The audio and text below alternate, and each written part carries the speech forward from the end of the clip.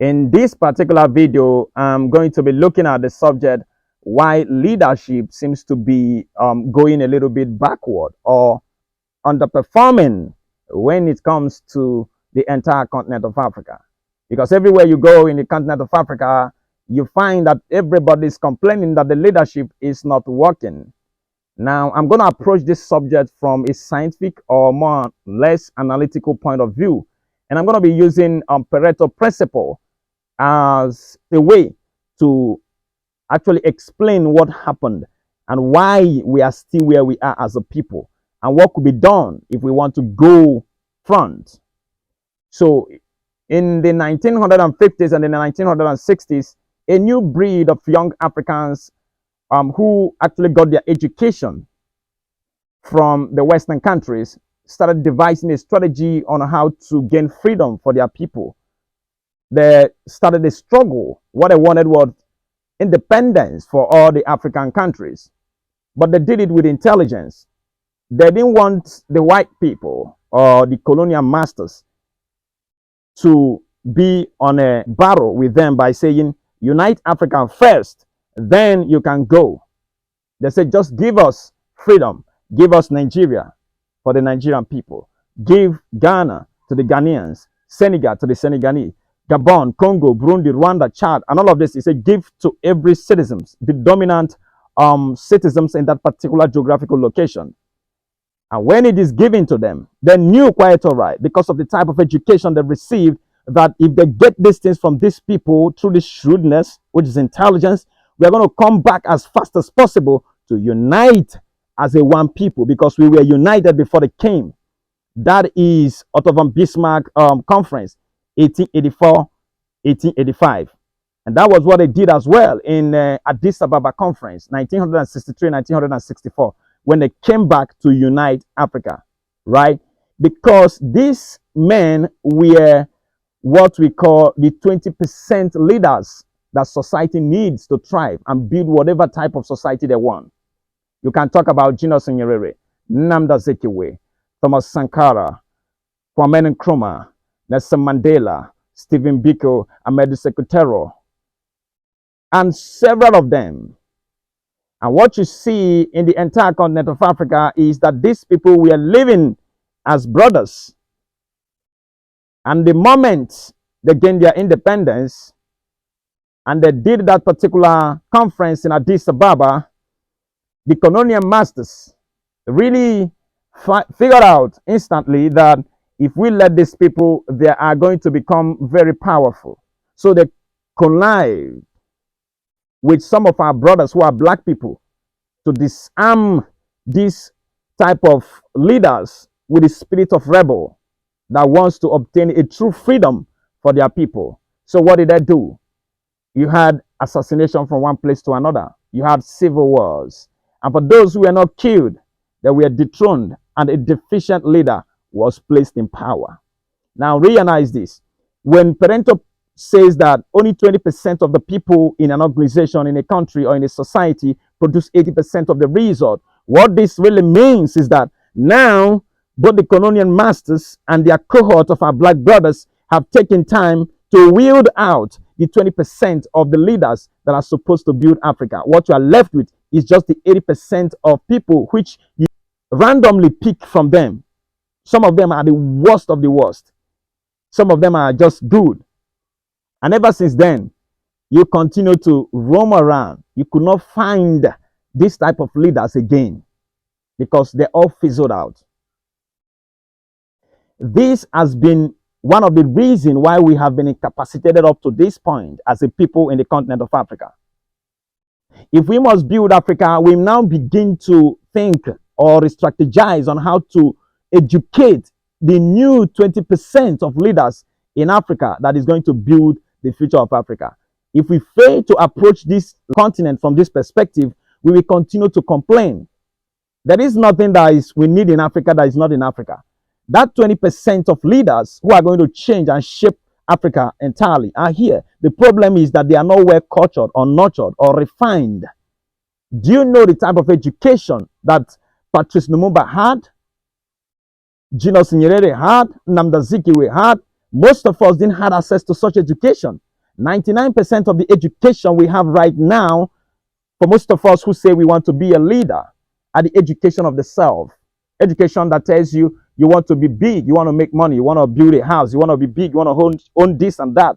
Their type of education of leadership was the education of servanthood leadership. Education that says go and serve and liberate your people.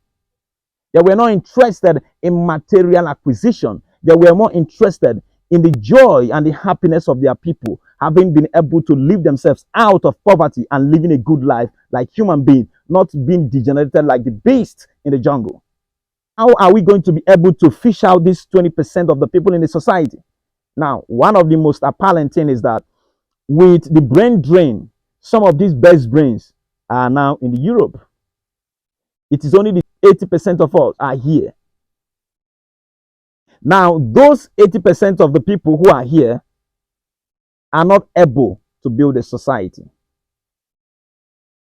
Let's now begin to look at the teenagers and the kids, because you cannot in any way change any man that is almost above 25 years. I can't spend my life trying to change somebody that is 50, 60 years. It's a waste of energy. The best approach is to go back and say, these are the new breeds of Africans. They are 12 years, they are 5 years, they are 10 years. I'm going to give them a new ideology on how to govern and live in oneness. And once they adopt this mindset, the 20% of them within that particular environment will discover themselves, and then we work together to build Africa. Just as those guys did in the 60s and the 50s. It's here. And if we don't approach life from that perspective, we will continue to remain backward. 20%. Imagine now, we are about 1.4 billion people in the continent of Africa. So how many does it take us to live a good life in Africa? We just need literally like 250 million able thinking, creative, innovative, inventive minds in the continent of Africa. Young people to do that. And we have the number. Statistics tells us that 70% of our youth are below the age of 30 years. That is power right there. But are we actually giving them the right education? Most of them are being, distracted by news, sports, entertainment. They know nothing of how a society is built. In other words, we are tarnishing this gift on the altar of entertainment and all of these frivolous things. We need a high level of discipline in the continent of Africa to raise the new breed of leaders that are going to transform the African continent. And we must be okay with the leaders we have now. It is not their problem. Nobody, like I said, can perform beyond their level of knowing. If you place me in a place to perform, I can only perform based on my capacity. I can't perform beyond my capacity and capability. It is here. And once we understand this parental principle and use it to try to raise the next phase of African people, everything changes. It's not only when I say leadership, I do not necessarily mean the people that are going to become the political leader. I mean leadership in every facet of life. For every single individual out there is a leader in your areas of domain. If you're a businessman, you're an entrepreneur, you're a leader there. How you perform changes everything. If you are a professor, how you perform changes everything. If you are a parent, how you perform changes everything. You see, all of this thing impacts this leadership as a whole. Without this kind of mentality and ideology, we can never build Africa, no matter how we try. What this says, in essence, is that we don't have 250 million people in Africa that are doing the necessary and the needful things to change a society. We don't have them. That's how crazy. We have 1.4 billion people, yet we don't have 250 million people that are performing at the level of genius. What are we doing? We have been distracted by entertainment and pleasure. Every countries of the world that are performing great, go right now and use Pareto principle of them. You are going to find it there. You go to America, you see it there. You go to Germany, you see it there. You go to Japan, you see it there. Everywhere you go, you see it there. It's only when you come down here. I see our youth, young people who are supposed to be changing things, shaping society and redesigning the entire continent. wasting and whining away their life on the altar of entertainment and things that have no use to them, neither is it useful to the society. When they have power, they will come back and say, now we have strength. We can now debate about the deficiency of the system. When they are talking jabs, they don't have no idea of what they are discussing. Let's now begin to tell ourselves the truth as a people of this continent. Simple. And I see them around me. Like I can see them. You see, the colonial masters who were here in the 40s couldn't see that there was a breed of young people who were tired of the way their people were being treated. The likes of Nnamdi Azikiwe, the likes of Patrice Lumumba, Julius Nyerere, Amadou Seketero, all of these guys were already tired. Though they were small, but I didn't see them. The same thing is happening today in Africa. I see a lot of young people getting tired. Some of them are in their primary school, in their kindergarten. Some of them are in the secondary school. They are saying, we're coming, we're changing with distance. We are going to alter it entirely. But if you don't give them the right information and the right training and the right ethical values and principles, they are going to repeat the same thing that you and I are doing now. We are a people that are so weak that we wait for people to do things for us. Because the 20% of us who are supposed to be doing the needful are not there. They may be here, but they are not refined. That strength, that energy, that intelligence, that creativity, that innovative ability is not inside of them. It has been killed. It is now laying docile inside of them. Without us taking a heed on this type of idea, there's no future in Africa. 2080 rules. What is it that we need to change in Africa? Mindset. The resources are here. The people are here. We don't have all the problems that other people have, like volcano, earthquake, and all of that. Our God blessed us so well, but I think that blessing brought incapacitation in our life. We became incapacitated through that blessing. They say that necessity is the mother of all invention. Does it mean we don't have necessity? There's a lot of necessity in our countries and continent. Look at people starving, suffering, dying. That's a necessity. But we are not doing anything because we've been taught about self. I hate the idea of self. Talk about the entire society altogether. There is a saying that every chain is as strong as its weakest point. It doesn't matter how rich I am. It doesn't matter how powerful I am. If everybody around me is weak and poor, I am a poor person. Period. If nobody has ever told you that, get that into your skull. If you go out there, everybody is chanting your name, clapping for you. You are the only rich person in the society. You are the poorest person on the entire planet. And the moment we educate our people to think in this direction, I bet you in the next 2 decades or less, Africa will be on par with the rest of the world. The right mindset.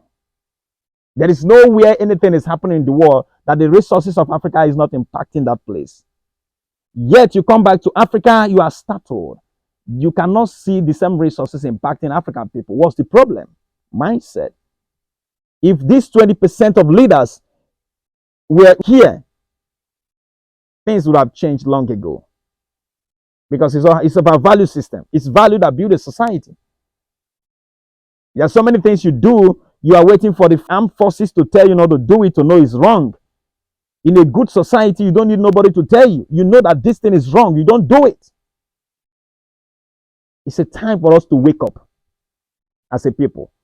And I believe that this idea, I just was thinking about it today. I was just thinking about it in my head today. 2080. I've been thinking about it for some time, but it just made a clear sense to me today. That if you can get, like, for instance, we are now in Nigeria. Nigeria is about 300 million people.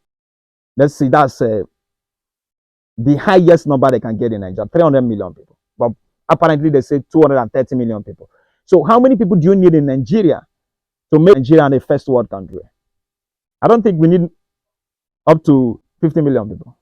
We need like 20 or 30 million people. So what it says is that we don't have 20 million Nigerians that are doing the right thing.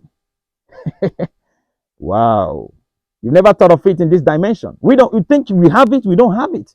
Every one of us are fooling ourselves. So we don't have 250 million Africans that are doing the right thing. You never thought of it in this dimension. Wow. We think everybody's talking, nobody's doing nothing. The time is now for African people to realize that whatever they want, they are going to get it for themselves. There's no free lunch. There's a free town in Sierra Leone. Nothing is free there. Think, my brothers and sisters, and when we do so, we will change and shape the entire continent of Africa in a very beautiful way. Think about it. Everywhere you go, you see black people. There's no white man here, so don't tell me about colonial masters, neo-colonialism. It's all happening here, your mind. They left, but it seems they took away your brain because you continue to complain about them. They are building their own countries and continents. You should be doing what they are doing. They are not putting a rope on your neck and saying you must not build. It is you.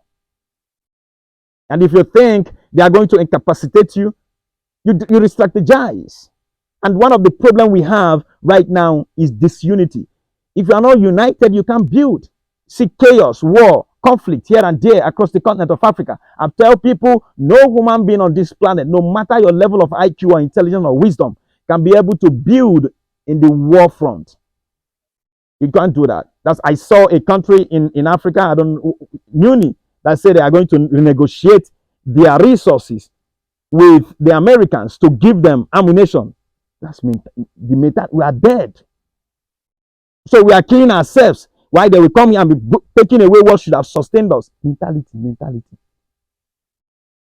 Imagine in those countries, if these 20% of leaders are there, nobody will even think about such thing.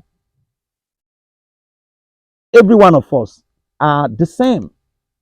So my call is, let's focus on parenting. Let's focus on the type of education we are giving our young kids. And let's see how the next 20 years will be. We are the people that focus on so much on the now. Let's focus on the future and see how it turns out. The countries that you are looking up today that is doing well, their forefathers, wow, their founding fathers, they said we are looking at 1,000 years. We are looking at 500 years. We are looking at 200 years. Let's do the same thing and build Africa. Let's go back to Addis Ababa and say, today we are buying this idea that Kwame Nkrumah said very clearly. He said, unite or perish. He said, we are tired of perishing. We are going to unite today. And the moment we are leaving this Addis Ababa, I do not want to hear, I am from this, I am from that. Let me start hearing, I am from the United States of Africa. Muammar Gaddafi was not stupid when he came up with African Union. Let's do it now. Forget about racism. Forget about colonialism and neo-colonialism. Forget all of those things. Focus on yourself as African people. Let's do it. Come together as brothers. The problem is that if that should happen, sabotage here and there. You kill your brothers. All the killing and destruction happening in Africa are not by white people. It's by black people. Even if you tell me that white people are part of it, they are using your brain because you are the one that give them the capacity or the capability to do it. No man can step into your territory and do otherwise without your permission. So whatever is happening right here is for my permission. We can't complain and say they killed Gaddafi. Nobody killed. It was the people of Libya that killed Gaddafi. Don't tell me otherwise. You see what I'm saying? Who killed Thomas Sankara? Was it white people? Stupid. It was his brother. He grew up with him in the same family, in the same house. Because of this place is damaged. Let's return and believe in ourselves. Stop telling me that somebody is the one using you as well. Like how? Without your consent? 2080 rule, parental principle. That is where we are going right now. Let's begin to fish out the best brains and begin to teach them. Those young men we know that truly believe in the unity of Africa, give them all the resources, give them all the backup. Nobody should be assassinated or killed again that thinks for the best of African people. None should die again. You don't see it happen in other continents. Is something wrong with you? You are killing your own kind every day, and what are you struggling for? We should protect our own. This is the message I have for you people today.